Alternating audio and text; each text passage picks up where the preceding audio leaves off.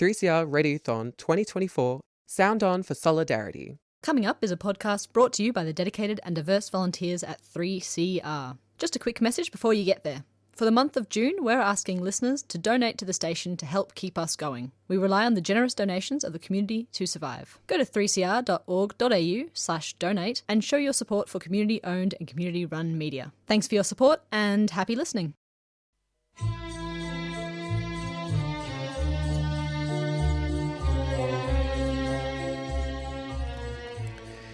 Sabah al-Khair, good morning dear listeners. You're listening to Radio 3CR on 855 AM and Palestine Remembered with Robert Martin, Nasser Mashni and Yusuf Ahmed al-Rimawi.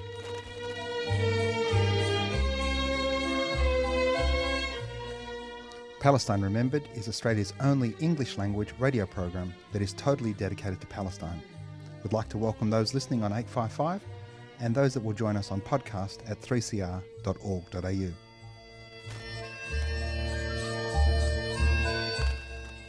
Thanks for joining us. Stay with us and enjoy the episode.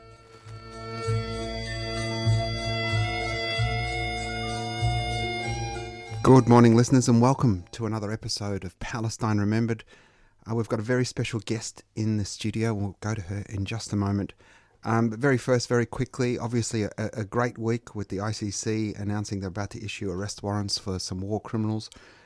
Only 2, when in fact it should be probably 1,000, but a start. And overnight the ICJ had a ruling with respect to demanding the immediate halt of the Israeli military offensive in Rafah, maintain and reopen the Rafah crossing, and take effective measures to see the unimpeded access to investigate allegations of genocide.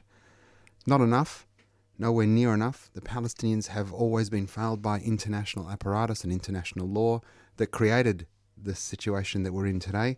But, I measure the efficacy of anything that happens by the outrage and the upset of Zionists. And there's actually nothing much better than go to sleep and knowing that Zionists are, spitting into microphones and bashing out memos and writing op-eds for celebrities and putting talking notes together for politicians, and then suddenly everybody across the world has the same, I don't know if everybody noticed, but everybody had this concept of the equivalence. How could the ICJ create an equivalence between a democratic state like Israel and a terrorist organization? When in fact what the ICJ is saying is there's an equivalence in human suffering. There's an equivalence in humanity. And that if humans suffer, those that perpetrated those crimes must be held to account. And there is no equivalence, as we know. Palestinian resistance is legitimate. It's enshrined in international law, and occupied people have a right to resist their occupation. Also in those same laws is a responsibility on the occupier to provide safety for the people it occupies, which Israel has never done. As I said in one of my best Instagram posts as I was walking out of Parliament House, I said peak Israel was October 6th. The milk has been spilt. The end of Zionism is nigh, and the state of Israel, apartheid Israel, genocidal apartheid, fascist Israel, its days are numbered, and we look forward to liberation and a Palestine that's free from the river to the sea. Now, in our studio, we have one of the most staunchest Palestinians, and somebody said to me, there's got to be some hope. What hope have you got? And I said, well, look, post October 7, as an advocate who had no power on October 6, I've got personality and charm and wit and all those things, and the women in the studio now are laughing. But as an advocate, endeavouring to move a politician or somebody of influence or power, be it a reporter, is predicated on all of those skills. But today, post-October 7, post tens of thousands, hundreds of thousands of people rallying, writing into newspapers, petitions, student encampments, there is real power to the movement for justice for Palestine. The movement has grown. And so that's a real uplifter for advocates like myself. And the second thing is to see a rise in engagement, ownership over the cause, over the movement of our youth, and in particular our young Palestinian women. And we're joined by one of those super, super special Palestinian women. Good morning, Dana. Good morning, Nasser. So, Dana, tell us a little bit about yourself, and then we're going to get straight into the good stuff. Yes. So I'm a Palestinian woman born and raised in the West Bank, in the occupied West Bank. And I have been studying international relations at Melbourne University for the past 2.5 years. 2.5 years, nice. And a leading member of Unimelb for Palestine. One of the staunchest young Palestinian women you're ever likely to meet. Now, Dana, we're going to talk. We're going to go to the start, but at the end we had a fantastic victory yesterday and the day before. But let's go to Melbourne University, its complicity, Duncan Maskell, and the trigger. Yeah.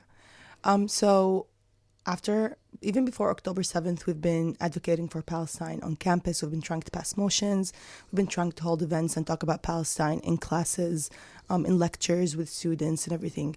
But after October 7th, it was time to take solid action, and it was time to push Melbourne University to divest completely from weapon manufacturers and to end its complicity in the genocide in Gaza. So we started advocating on campus to get Melbourne University to end its institutional complicity, to push Duncan Maskell to acknowledge the Palestine Solidarity Movement on campus. It has been a fight that has been going on for 8 months, and it will continue to go on. Mm-hmm. And so one of the first things that I remember, there was a video. You wanted to ask him just some questions. You're a student. He's the Vice Chancellor. Surely he could talk to you. No, he can't. We saw Duncan Maskell, and I went there and I wanted to ask him questions because at the end of the day, he is the Vice Chancellor. Of course. And he should answer to students that pay his salary. And I went and I asked him about Lockheed Martin, which is only one example of the complicity that our university has with weapon manufacturers, because they have ties to BAE Systems, to Boeing, to Rosebank Engineering, to Leonardo, all these companies. And I kept asking a very simple question. Why do you have ties to weapons manufacturers? You are complicit in genocide. Will you end your complicity? He refused to answer these questions. Mm-hmm. And the video went viral. Yes. Yeah. And look, it's shameful that a Vice Chancellor, who has all of the power, $1 million salary. And I was trying to explain to somebody, that's $20,000 a week. Yeah. Yeah. $4,000 a day. How was work today, honey? Well, I made $4,000 today, Like it's a tough gig. A student, and when you talk about the power of a human being, a woman, a Palestinian woman from the West Bank. So, you have no citizenship status, country to go to, on an international visa, on his home ground. I mean, the power disparity is just massive. And then he was just too scared to talk to you. Yes, he was too scared. And the only reason why the university approached us and met with us after the video is because it went viral, not because they really wanted to engage in dialogue. Because we have been emailing and calling and signing petitions way before we ran into Duncan Maskell. Yeah. We called his office, and every single time they would refuse to answer. He called us annoying. Yeah. He called us annoying. And Damn, the only reason they would ever engage in anything is because it either goes viral or it doesn't look that good for them. Well, it's, the people, whether the people are students, whether the people are workers, whether the people are the masses on the streets. We have the power, and it's the reality of us getting together and pushing, in a common goal, in the spirit of harmony, together. 1 + 1 = 3. And it's so important for people to know this. And whether listening to Giselle's show earlier on, Asia Worker Links, and so many, so much has changed because of the people, but we've forgotten. We've got fat, metaphorically fat, because we've just turned into consumers and we're buying into this crap. Now, from Duncan Maskell and the viral video, then we saw the launch of encampments across the United States, and a long history of student occupation of campuses to change things. What was the trigger for you? The trigger was, like I said, this is an 8 months long campaign, and we've been working since day one. So the encampment was only a natural result. We were inspired by students at the U.S. Campuses like SJ Columbia and UCLA and all these different groups. We were inspired by them, but all of us have the same message, which is you must end your complicity in the genocide in Gaza. So we started our encampment, and we only wrapped up yesterday. 1 month exactly of encampment, and what is supposed to be the longest sit-in, or some people call it occupation, of a building in Melbourne University's history. 10 days of students refusing to leave the building until they get their demands answered. We're at a point where we pushed Duncan Maskell. I think we're one of the very first universities to make their vice chancellor resign. I mean, they can't frame it any other way, but we know it's us. He resigned. 100%. I mean, who walks away from $20,000 a week, $4,000 a day today, honey? Duncan Maskell. Yeah. Yeah, so he resigned. We're still working. We got that disclosure.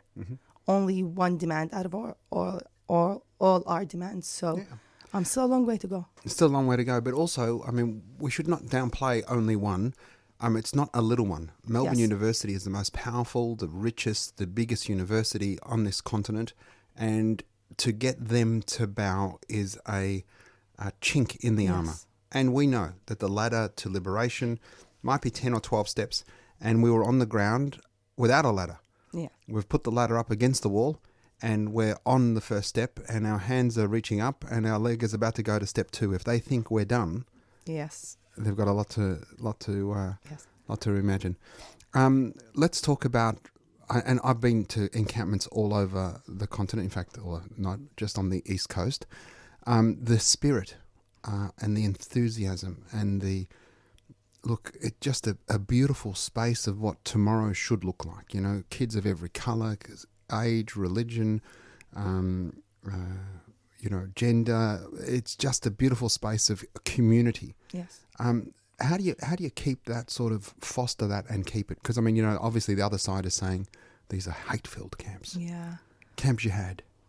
We've had, like you said, we had people from all walks of lives.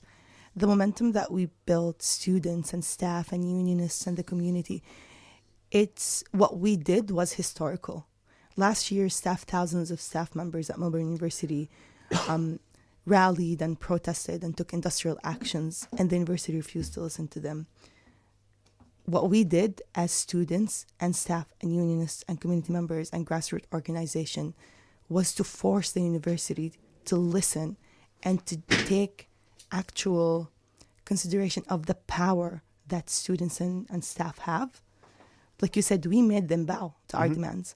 And if people, because we've been working on this for 8 months, if people would have known what we have been doing for the past 8 months, trying to meet with them, talking with them, the nits and grits of everything. This is a corrupt, rotten institution, a colonial institution. The control of the Zionist lobby is beyond imagination.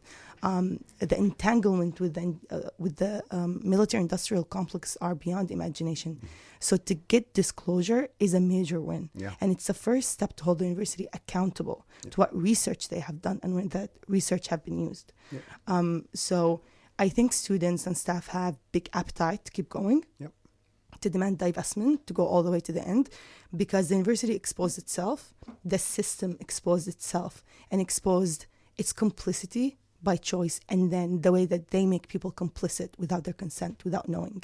So people are waking up. Palestine truly woke everyone up towards the injustices and oppression that they are also affected by. Yeah, a brilliant summation, Dana. We're joined by Dana, a magnificent Palestinian woman, student, activist, and as close a connection as many of us might get to Palestine now post October 7.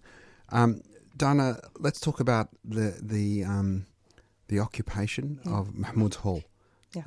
First, what was supposed to be just a gentle march. I was there, and we walked, and then people had a sit-in, but then Pip decided to come along and really give us a bit of almost white woman tears. Oh, definitely. She did that more than one time. Almost a bit. Poor Pip. I mean, she's probably only on $3,000 a day. Yeah. She's struggling on Struggle Street, Pip is. So we get to Mahmoud's hall. Talk to us through Mahmoud, Mahmoud's hall, and how Pip really, personally, decided to really escalate matters. Yes. So Mahmoud was a Palestinian student from Gaza, and he received a scholarship to study here in Australia, and it's a DFAT scholarship. And he was killed on October 20th with 19 members of his family. He was the 20th member to get killed. And his first preference, which is by the recognition and acknowledgement of Melbourne University and other parties, was Melbourne University. He had a dream to study there. And what he wanted to study was also international relations. So that building in specific is mostly used by students of international relations. So we went in there and we wanted to acknowledge Mahmoud's life and dreams and hopes and his story, which is one story out of 50,000 stories in Gaza. So we decided to rename the building to Mahmoud's Hall, which is, like you said, all of the encampments here have been extremely peaceful. Everything that we've been doing has been extremely peaceful. So to have someone like Pip Nicholson, which is the Deputy Vice Chancellor, one of the Deputy Vice Chancellors, to walk in saying that she came in peace without security and police, which is a threat, was completely out of place. We were looking at her like, what are you even talking about? And then to threat students with police, which never happened. At the time, you've got till 2:30. Yes, which never happened because students refused to leave. Students has power. They have power, and they refuse to leave. So this is just Mahmoud's story. And when we talked to Pip Nicholson about Mahmoud before students decided to sit in Mahmoud's hall, Pip Nicholson said he wasn't enrolled. That was her answer to us, telling her Mahmoud's story. Yeah, it's not our fault. He was never actually. We never issued a student ID. I don't care about him or his 19 family members or 50,000 Palestinians.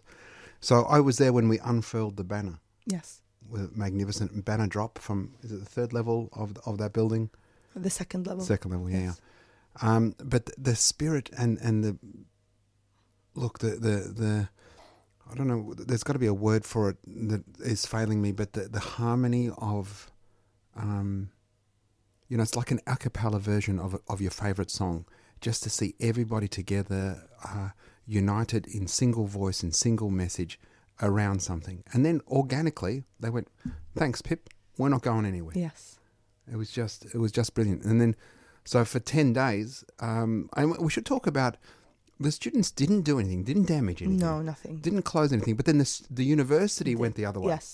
Yes. So the students, there was a lot of attempts from the university to portray the students as being violent and threatening every single email that they sent. And every single time the students proved them wrong.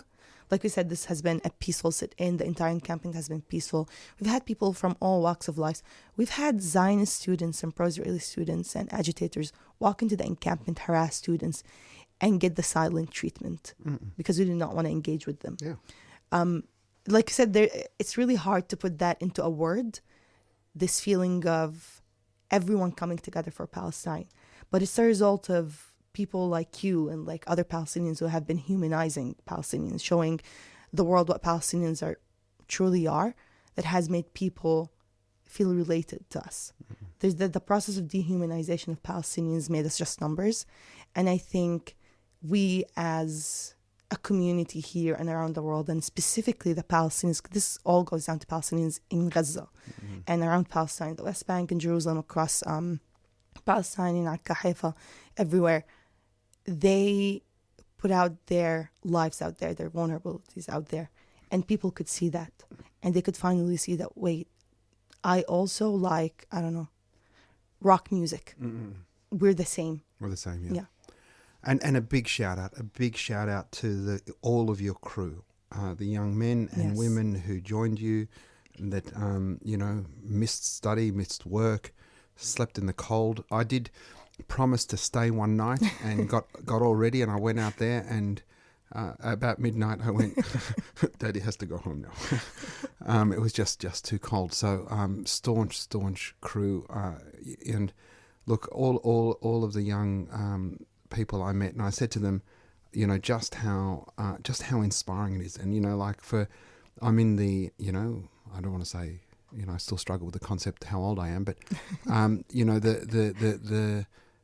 that sometimes it takes decades for a day to happen, and sometimes decades happen in a day. Yes.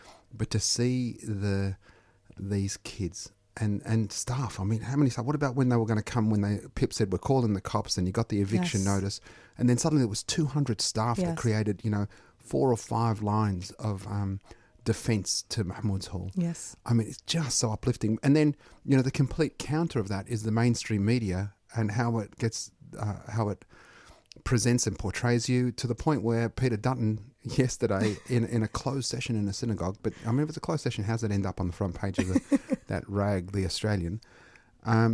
and says, students should vote with their feet. Nobody's even talking about how Palestinian students feel, Yes. how Muslim students feel, how identifiably Muslim students or brown students feel on October 6th. Yes. How we felt before this. It's all about, Royal Commission into Anti-Semitism, how Australian Jewish students might feel. We're Australian too. Yeah, funnily enough, Nasser, I personally made that comment to the management that we met with, Pip Nicholson, Mark Cassidy, and Barry Judd, and I told them, you never ask about Palestinian students and Muslim students and brown students and how they feel. You never care about us. Every single email you send, you portray us as the threat. You never reach out. You never condemn the attacks that we've faced.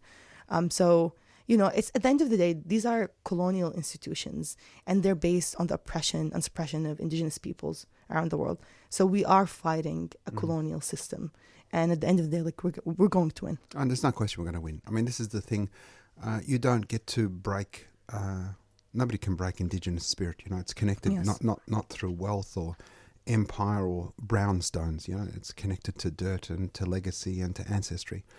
I wonder if you could talk to the support in particular from those staff and how that impacts a student to see their teachers, their leaders, their peers. How that feels for you. Yeah. It felt absolutely magnificent. We've had, like you said, hundreds of staff members show up when we make a call out for them, when they feel that their students are being threatened with police brutality. These staff members defied the institution. They defied the system. They defied the management that is controlling their salaries. It was extremely warming, and it was extremely... There really is not a lot of words to describe it, but the way we saw staff members come in and out every single day, bringing their students, our encampment, to Mahmoud's hall, to see what real life protests look like, what the war, the protests against the war in Vietnam and the protests against apartheid South Africa. This is our moment. And they brought their students and they gave tutorials there, and they always support us with food, with lectures, with advice, with trying to mediate sometimes with the management as well. I think this part was the most scary part for the university, which is when students and staff unite. For our cause. Because my university days 30 years ago, I could never imagine any of my teachers, like the patriarchal role or the hierarchical role between me and my lecturers, and even my tutors who were just 1 year or 2 years older than us, was it was a very defined hierarchy and organizational chart. You don't get to talk up, let alone me sit at the same level as you. It's just an amazing sense of solidarity. And when you talk about that uniting of the staff and the students, and that's what's really scary to the power. And these staff were threatened. They were sent emails not to go to our rallies, not to organize and support the encampment and the students. They were threatened with their jobs. And yet they showed up with their hundreds. And that was a very clear and loud message to the university that you cannot control or make us unlearn what we've learned in the past 7 months. Everyone has learned everything, and now everyone's taking action because we know we can if we unite. Amazing stuff. I saw one of those emails that said, if you're going to go to one of these teach-ins or something, take it out of your lunch break, and it's a non-authorized time, and it's just so draconian. The disconnect between Duncan and Pip and the real world. Anyway, we know the system is broken, and we're going to break it, and it's going to be the Palestinians, the spirit of Palestine, the spirit of Gaza that liberates us all. I would say the system is not broken. It is working the way it should. The way it was designed, Yes, the way it was designed. And it's time for us to dismantle the entire system. See, this is why our women will lead us, and magnificent Dana, I'm ready to hand over the presidency and the ceremonial sword. I'll take it. Like all Palestinians, we like ceremony, Dana, we've only got a few minutes left. Why don't you, is there anything else you wanted to share with us? A big shout out to all the community that supported it. It wasn't just the staff and students, but people delivering pizzas, but so some of the people. So I think like I said, Nasser, this has been the work of 8 months, this achievement, which is a really big achievement. The organizers of Unimelb for Palestine, people that have been working for 8 months straight, nonstop, people from Sudan who are facing their own genocide back home, whose families are facing their own genocide, have put blood and sweat and tears into this, working towards ending the complicity of our university. The organizers, all of them, the students that have joined us during the past 8 months, the students who have held the encampment, the students who have held Mahmoud's hall, the staff members, and, community leaders like yourself, because we always go back to community leaders. Yourself, Noura, APAN, Free Palestine Melbourne supported. Free Palestine Printing has been some of the most amazing supporters, unconditional support. Community members, just families, mothers and fathers and children just coming to our encampment, supporting with food, with anything. So without the support of the community, the unionists specifically, and the staff members, we wouldn't have reached this point. So truly, it is a community issue. And once united, we will be able to reach all our goals. It's a beautiful, beautiful thing. And there's no doubt we're coming back. Yes, 100%. There's no doubt we're coming back. So when the crew get back on the ground, make sure you get along and join them and support them. Because the hardest step is actually getting the ladder to the building and getting on the step. We've created a parity, a symmetry in the power structure. We can't be ignored. The university has now been warned as to what it looks like. They've been confronted and back down to the power of the united students and staff and community. And they have a right. I mean, students have a right to their tuition isn't used to kill people. Yes. I mean, we can't forget the complicity, and we go back to it. And just quickly list those organisations again that are complicit. Thales, Boeing, Lockheed Martin, BAE Systems, Rosebank Engineering, Leonardo, and a list of 16 different weapon manufacturers. And we're talking Melbourne University alone. We're not talking about other universities. And companies that profit off of apartheid and genocide, like Amazon, like Google, like HP. So the entanglement is crazy. But like you said, disclosure, we got that, working towards divestment, and we're not going to stop. Not stopping. And we talked about those students, they should have a right that their university degrees are not stained in the blood. And I heard one VC say something like, well, next thing they'll want us to divest from tobacco or something. Well, no. Michael Wesley, spy guy, we love him. Spy guy, 6 days ago, Michael Wesley said that they're not going to answer to any of our demands. 6 days in, we got disclosure. Yeah. So you're wrong, Michael. Hey, spy guy. So a big congratulations to you all. Thank now, you, Nasser. friends, that was Dana. Melbourne University, make sure you get along to their next encampment, to all the other students around this continent, to University of Sydney that's still out there, to all the other crew that have spent a night, who delivered something, any staff or students, community that participated, thank you so very much. The University of Curtin, that's had some significant wins. Don't stop, speak up, speak out, shout out for Palestine. You're on the right side of history. When Palestine is free, you will know that you've done your bit. And we need to remember that the connection between Palestine, our Indigenous brothers and sisters here, but so close to us today, those Indigenous peoples in Kanak, the Kanaki people who are today fighting against new French colonial laws that will ensure they keep stacking the referendum so that quote unquote so-called New Caledonia never leaves France. I mean, the complete other side of the world. I can't understand how Macron and the French still think it's France. This absolute colonial superiorist, white racist, shit supremacy mentality. I don't even know. I'm running out of words for the vile, putrid ideology that it is. I still think it exists in 2024, but its end is nigh. Don't forget, today at 12 o'clock, join myself. I'll be speaking, but a range of amazing unionists that will be speaking today.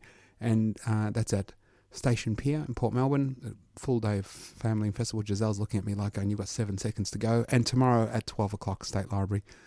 Share the podcast, tell your friends, and remember, there's never been a better time for a free Palestine. 3CR Radiothon 2024. Sound on for solidarity. Did you enjoy listening to that podcast? 3CR is a community radio station, and you, the listener, are a part of that community. Right now, it's our radiothon. We need you to pitch in with a few dollars to keep the station going. We can't do it without you. It's easy. Head to 3cr.org.au/donate. Your donations really matter.